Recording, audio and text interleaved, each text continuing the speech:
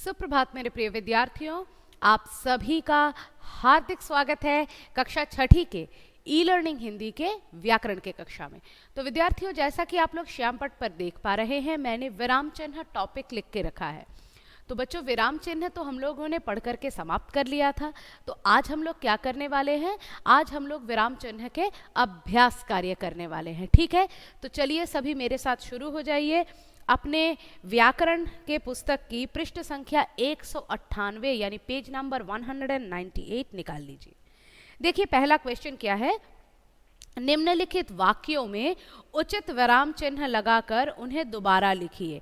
यहाँ पे कुछ वाक्य दिए गए हैं, ये बिना विराम चिन्हों के लिखे गए हैं, तो आप लोगों को इन्हें विराम चिन्हों के साथ लिखना है। You have to punctuate the following sentences. ठीक है, पहला वाक्य क्या है, पढ़ते हैं। बहुत बहुत धन्यवाद, अब मुझे चलना चाहिए। अब बहुत और बहुत में रिपीटिशन है, तो इसके बीच में योजक चिन्ह आएगा। देखिए विद्यार्थियों, लिखने की ज़रूरत नहीं है मुझे, क्योंकि पूरा सेंटेंस यहाँ पे किया हुआ है। केवल आप लोगों को उसमें क्या है, सिंबल बिठाने हैं। तो मैं बता दे रही हूँ, आप लोग सुन करके लिखेंगे, क्योंकि मैं बहुत पहले पाठ पढ़ा चुकी हूँ।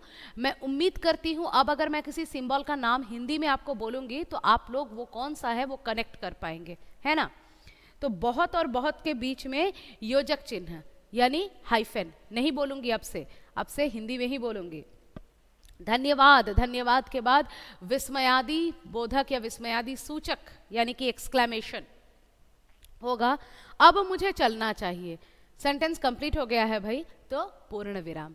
तो योजक चिन्ह, विस्मयादि बोधक और विराम चिन्ह, पूर्ण विराम। ठीक है, नेक्स्ट, विद्यार्थियों ने सब काम पूरा कर लिया है।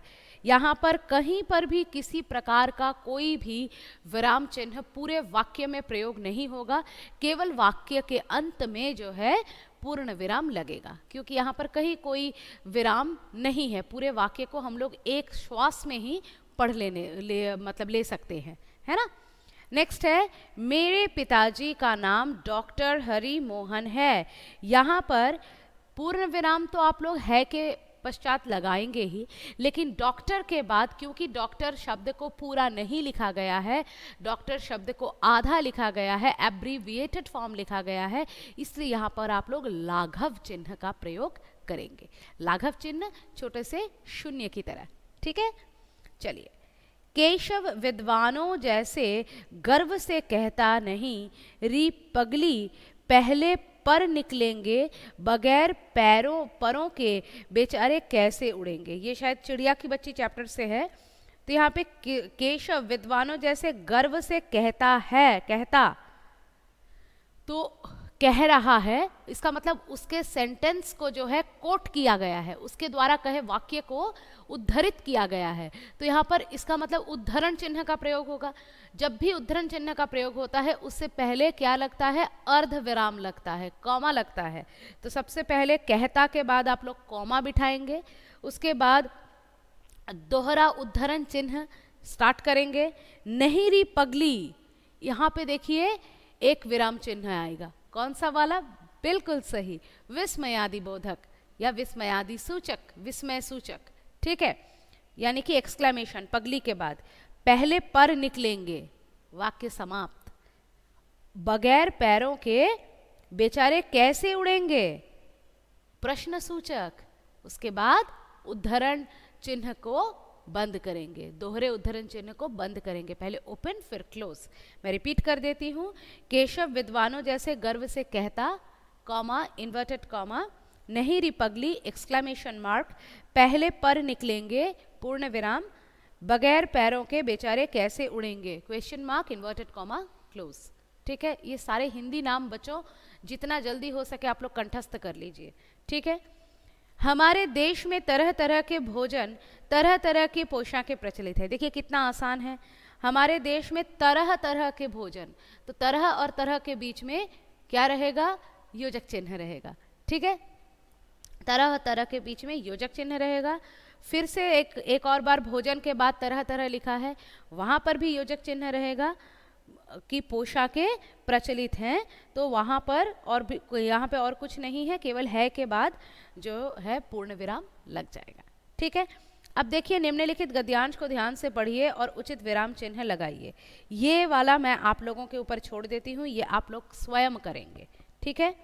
उसके बाद नेक्स्ट है, देखिए यहाँ पे कुछ चिन्ह दिए गए हैं, उनके नाम लिखने हैं। सबसे पहला है इकहरा उद्धरण चिन्ह, है ना, सिंगल कोट, तो इकहरा उद्धरण चिन्ह। उसके बाद वाला दोहरा उद्धरण चिन्ह।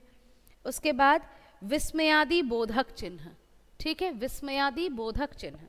उसके बाद प्रश्नवाचक चिन्ह, ठीक है, प्रश्नवाचक चिन्ह। अच्छा एक सेकेंड, विस्मयादि सूचक भी आप लोग लिख सकते हैं, प्रश्न सूचक भी लिख सकते हैं, और विस्मयादि बोधक भी लिख सकते हैं, प्रश्नवाचक भी लिख सकते हैं, बोथ आर करेक्ट। उसके बाद वाला है लाघव चिन्ह, ठीक है, और उसके बाद वाला है योजक चिन्ह। ये आप लोग जो है निर्देशक चिन्ह समझ सकते हैं इसको, क्योंकि ये थोड़ा बड़ा है, तो आप लोग योजक भी लिख सकते हैं, निर्देशक भी लिख सकते हैं। मुझे लग रहा है निर्देशक होगा, लेकिन पता नहीं चल रहा है, योजक भी हो सकता है, क्योंकि ये अगर योजक होता तो थोड़ा छोटा होता। तो आप लोग दोनों को ही ऑब्लिक में लिख के रखिए, क्योंकि इन दोनों में ज़्यादा फर्क नहीं है। तो थोड़ा सा अगर छोटा करेंगे तो योजक है, थोड़ा बड़ा रखेंगे तो निर्देशक है। तो you can write both in it, both the options will be correct for it, ठीक है ना। तो इसके साथ क्या होता है कि हमारा ये जो विराम चिन्ह का ग्रामर का पार्ट है, ये पूरी तरह से समाप्त हो जाता है। तो आप लोग इसका अभ्यास करके रखेंगे, फिर मिलेंगे अगले कक्षा में नए चैप्टर के साथ। तब तक के लिए धन्यवाद।